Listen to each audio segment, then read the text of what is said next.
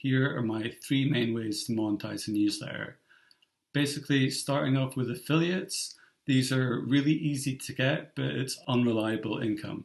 You're basically only getting paid when you get a sale. So if I partner up with someone that's made a course for developers and I get them a sale, I'll get a chunk of that fee. So I might get 40% or 20% or whatever. And that's really good when I get a sale. But if I don't get a sale, then I'm just wasting my time because I'm giving them free publicity in my newsletter, but I'm not making any money. The flip side of this is it's the easiest way to start out, because if you message someone and say, hey, I want to promote your course or your content or anything else that you have in my newsletter as part of your affiliate scheme, then they're very likely to say yes, because from their point of view, they're not guaranteeing any payment to you. So you only get paid when you deliver something for them, i.e. a sale. So affiliates are easy to get, but it's not reliable income. I've seen my affiliate income swing quite violently from month to month. So it's not something that you really want to think about long term, but it's a good way to get your foot in the door and start making some bucks. Another way to monetize is with sponsors.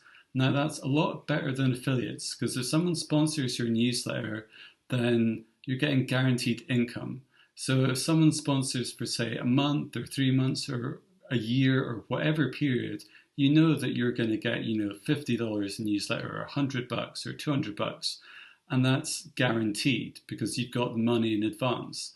And that's really great because it's an improvement on affiliates, because it's not based on how many sales you've got. You're getting paid no matter what. So that's a really good position to be in. The flip side to that is that sponsors, it does take time and energy to get these deals. You will have to make a lot of private messages and emails, and there's a lot of back and forth. So I just want to be honest with you, there are pros and cons to getting sponsorship. The final method is to do paid content.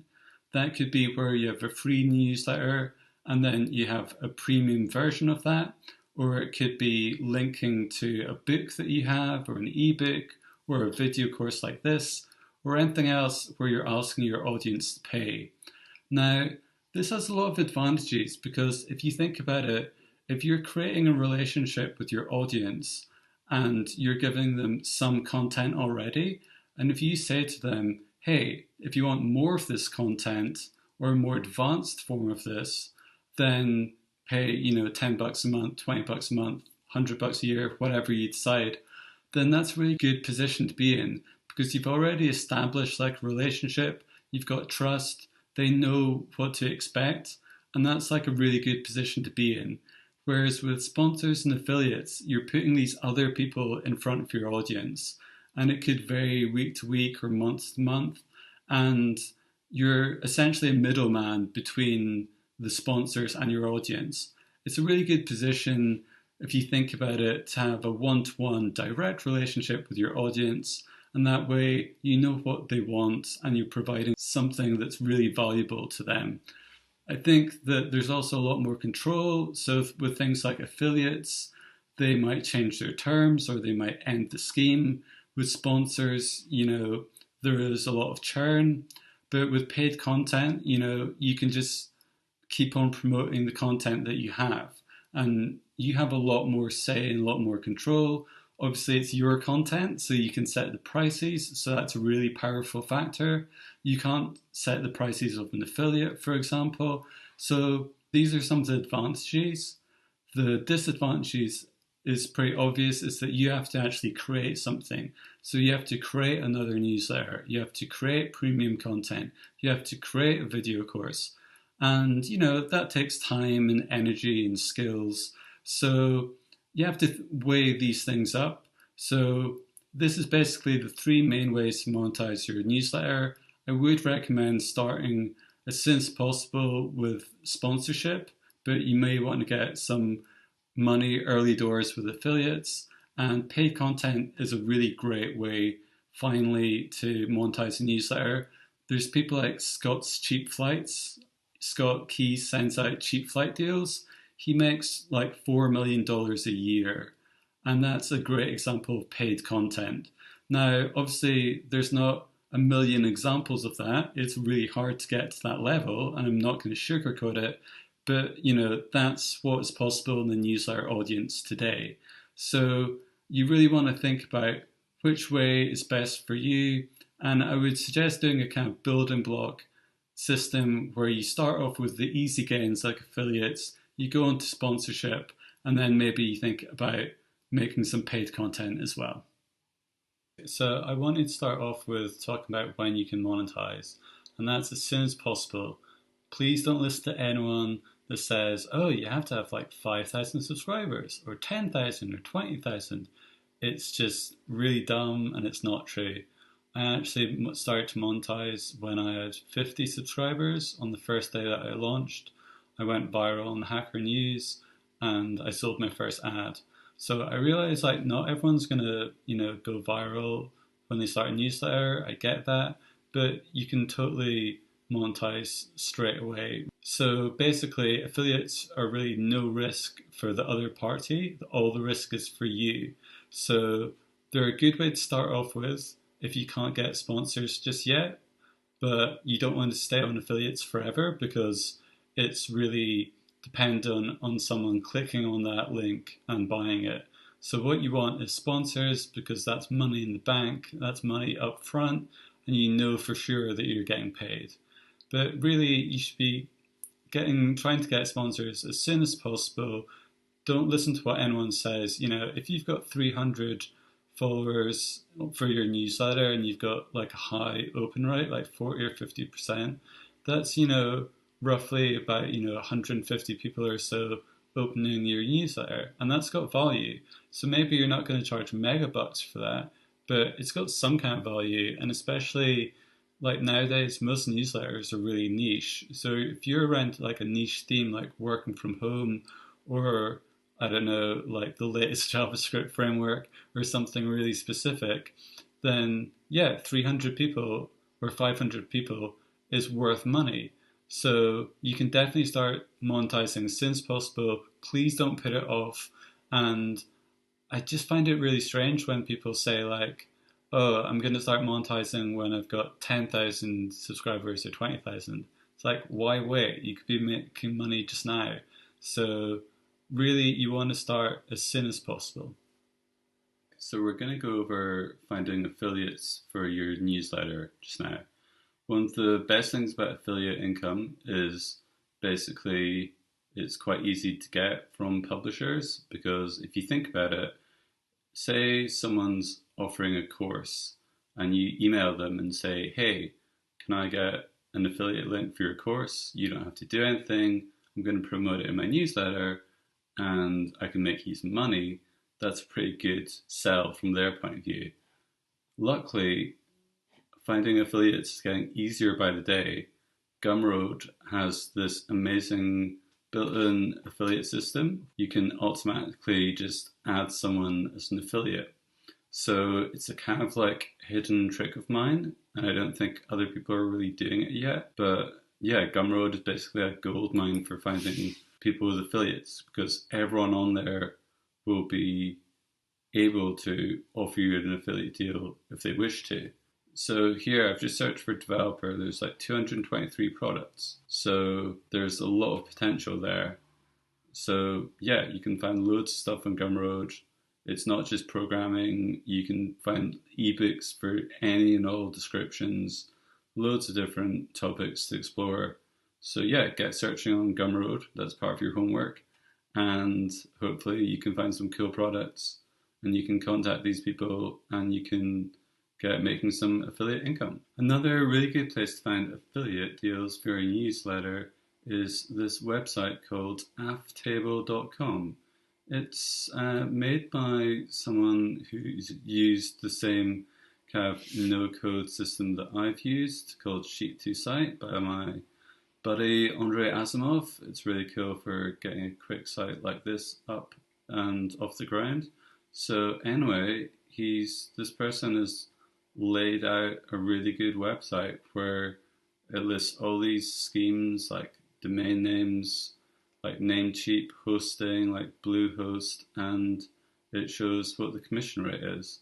So Bluehost will pay you $65 per purchase, which is pretty good. WP Engine, which is another WordPress kind of product, will pay you $200. So that's worth looking into for developers. And yeah, you can basically like scroll through, filter, do whatever on this, and you can find tons of cool affiliate deals. And you just basically have to click on these buttons. So let's say SurveyMonkey. I probably, I might not totally use this, but like $500 is quite appealing. So let's see what's the dealio with this.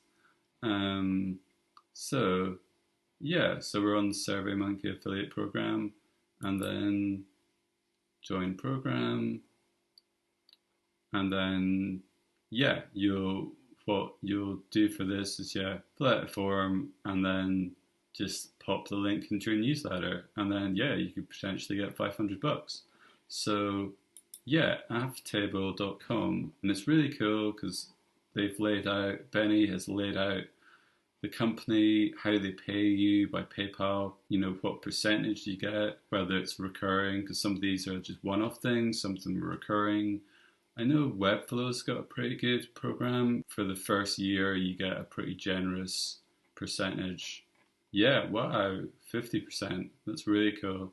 And Webflow is like a really popular site. So yeah, 50% for the first 12 months. If you got a newsletter for no code, this would be like a really good suggestion to go for, right?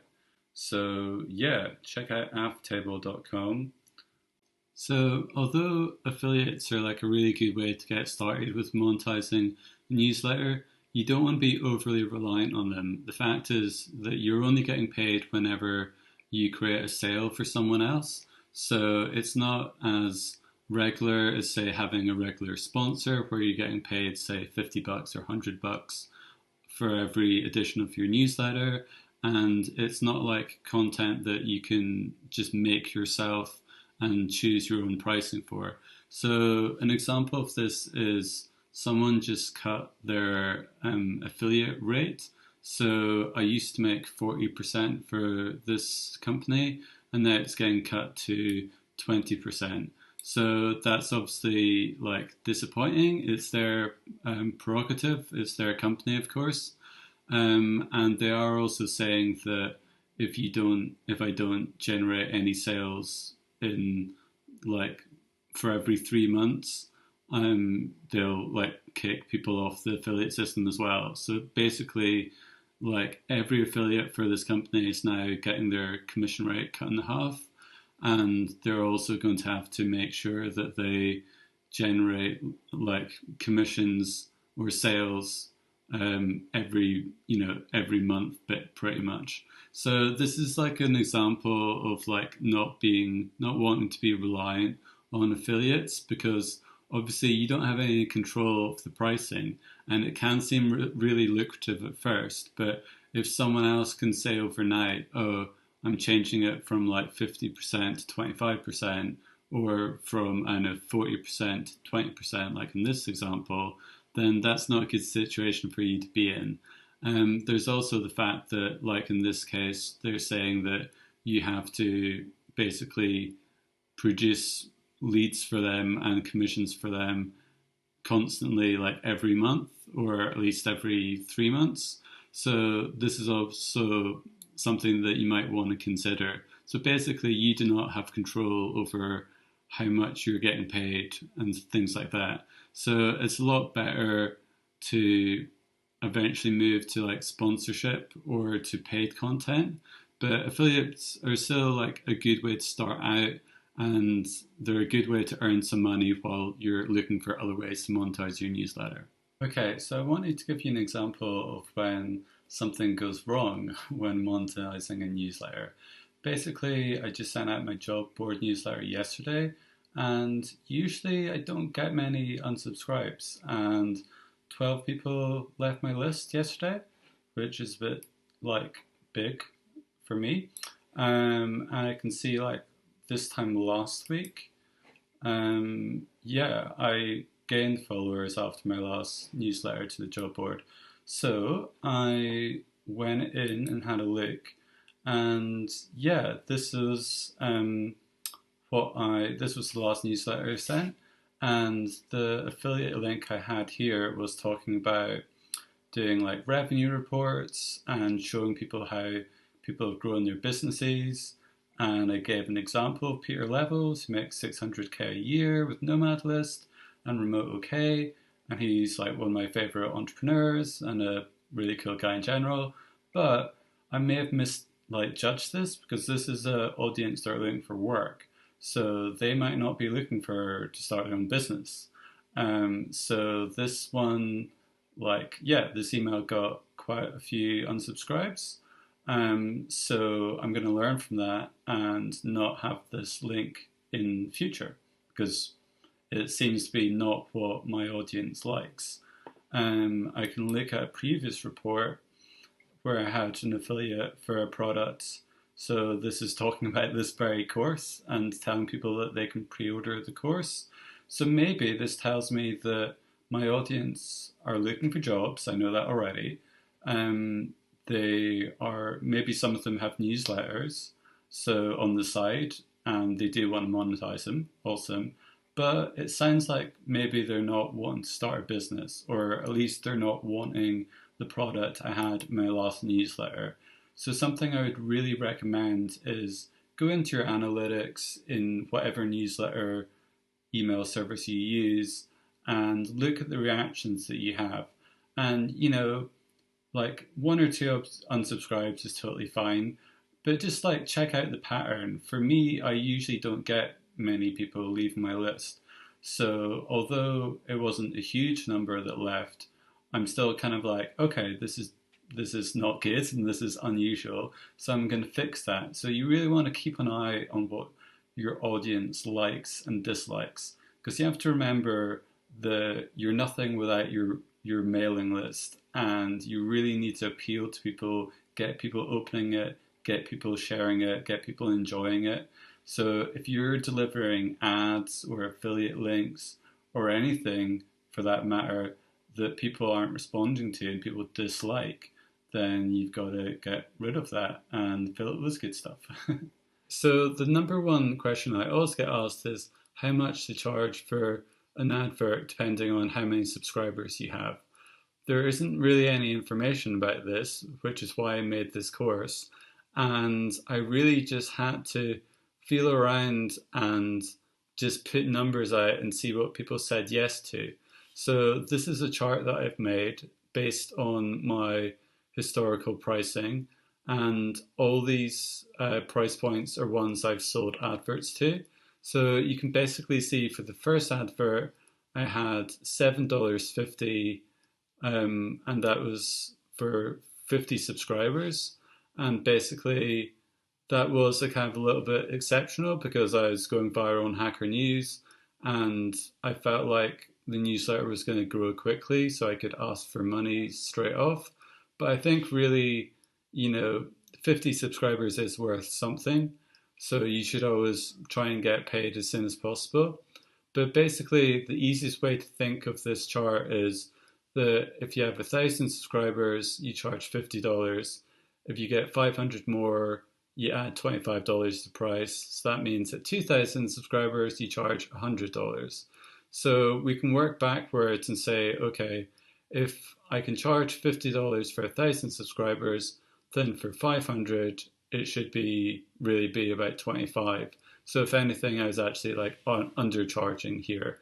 But you have to bear in mind, sometimes when you're starting out, you have to price a little bit low until you're figuring these things out. Obviously, I didn't have a course like this to tell me how much to charge. So I was literally just going in blind and just saying a number and seeing what people said yes to. And I think that's a really basic but good thing to do when you're pricing your product, is just say a number, and if people are like, yes, that's awesome, and you get loads of sales, you can just increase the number. If you start off with a number and people are like, whoa, that's way too high, no one's buying, then do the opposite. You have to decrease. So you just have to be really dynamic and listen to the market and what people are prepared to pay. So once again, I should stress that this isn't based on any, really special maths theory or any fancy calculation. This is literally what I've done to sell newsletter ads, and it works for me. I would say as well that I've been in other Telegram groups like Newsletter Geeks, and when I've seen people ask people in the group how much they charged at 1,000 subscribers, other people said, "Oh, I charge $50." So it's actually really cool to see other people confirm the pricing strategy I had chosen. I would say as well, if you can charge more, obviously the name of the game is to make more money. So if you can charge more than I'm charging at these points, then go at it. That's awesome. I would also say that I tend to charge in a range, which just makes sense to me. So from 1,000 to 1,499, I charge the same price, $50. You might want to increase that steadily. So obviously at 1,100, you could charge a tenth more and you could charge $60. So it really depends. It's up to you, but I wanted to let you know what I charge. And yeah, because I'm just under 3,000 subscribers for one of my newsletters, I'm now charging 125, and I'm looking forward to charging $150 very soon. A really great way to monetize your newsletter is by joining loads of communities, because it's a lot easier to sell to people that you already know and they already know you. So when I first started monetizing my newsletter, which was straight away, I was selling to people that had been in the same Telegram community for the past year or two.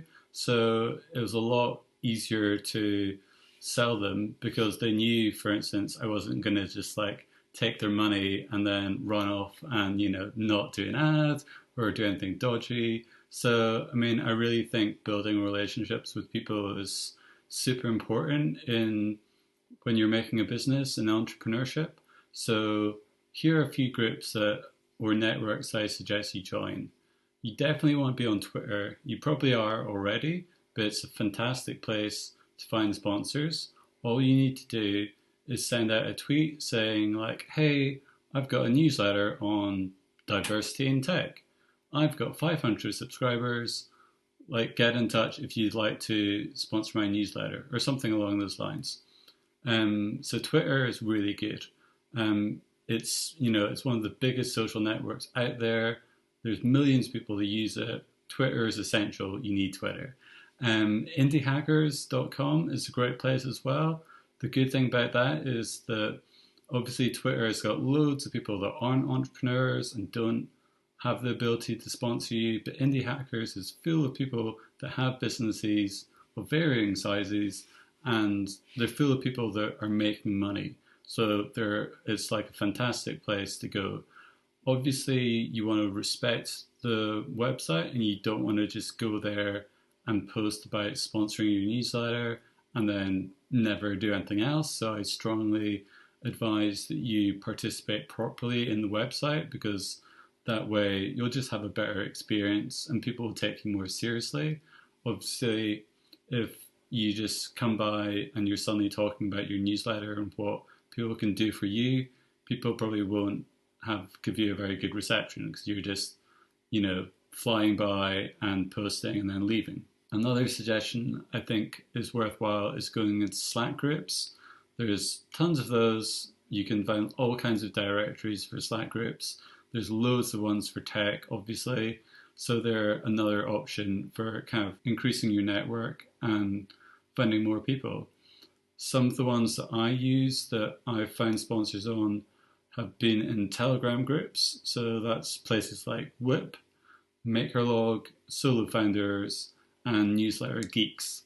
They're all fantastic places to find sponsors.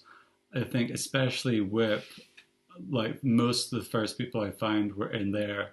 So I'm thinking Hugo from Code from Hugo. I'm thinking Swisek Teller, Adrian that runs Simple Analytics, Danielle and James who run Leave Me Alone. yeah, there's like my first four sponsors were all from Whip. And okay, yeah, Whip costs like $20 a month. But for instance, in one transaction with Swizak, he gave me like, $700 or $800. So that's, paid for Whip for a very long time. So it's definitely worth it. I'd say as well, as with my advice for indie hackers, this applies to all communities. You really want to be engaged. You want to be not just talking about what people can do for you, and you want to be full-time members that contribute something to these communities. I share a lot of updates with in these places. I help other founders.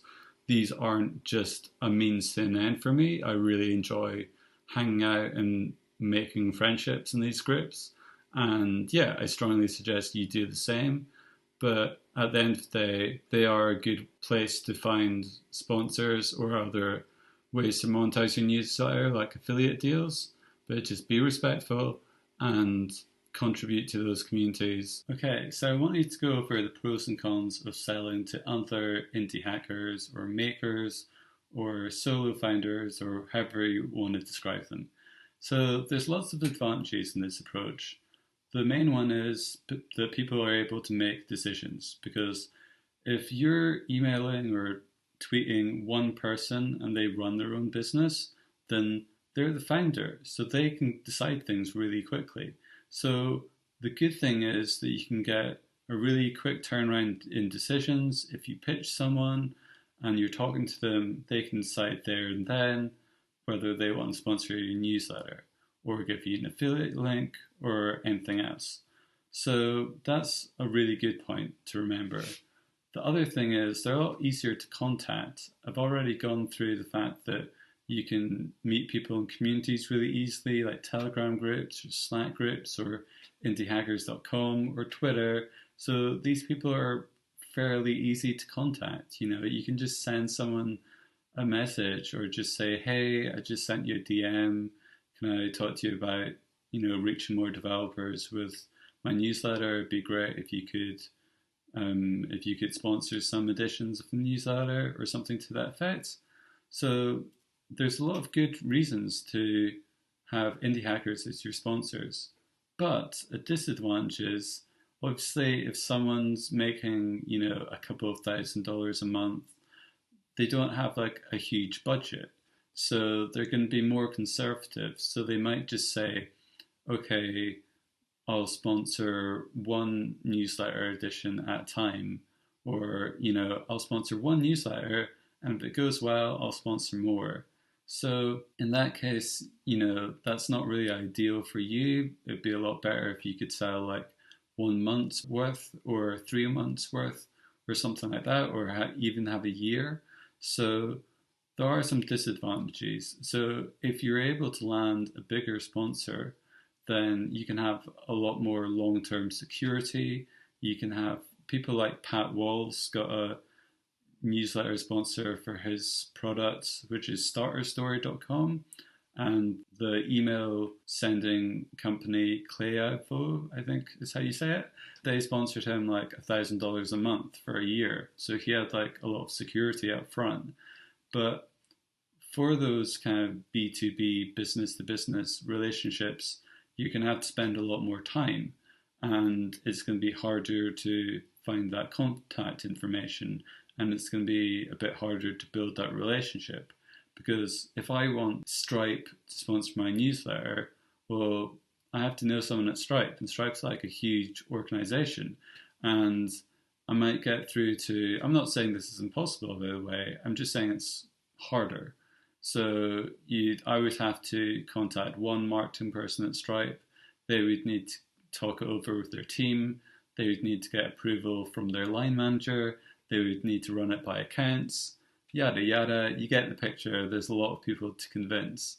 Whereas if you're just selling to an indie hacker and there's just one person or two people running a team, then it's way easier. So there's a bit of a kind of decision to be made whether you're going to go after people that are easier to convince but have less money, or if you take a longer term approach with bigger businesses, that may take longer, but they may have a lot more money to spend. So you want to get a sponsor for your newsletter. It's really simple to do. All you need to do is combine two things.